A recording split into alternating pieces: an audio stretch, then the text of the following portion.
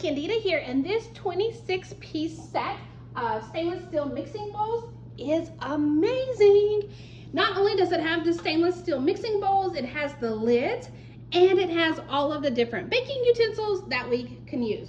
But I've got to show you one of the best things about it. So here we've got different graters. So we've got the smaller grater, medium grater, and then the straight grater.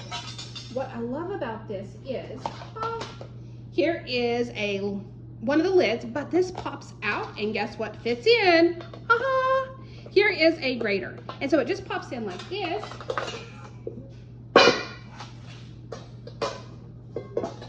And we can simply put the lid on the bowl, grate our cheese, and it goes right in the bowl. We can simply pop the lid off, and we are ready to go.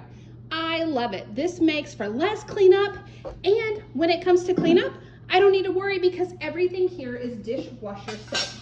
So we've got the lids that fit on all of the different bowls. We've got this lid that we can use with the different graters.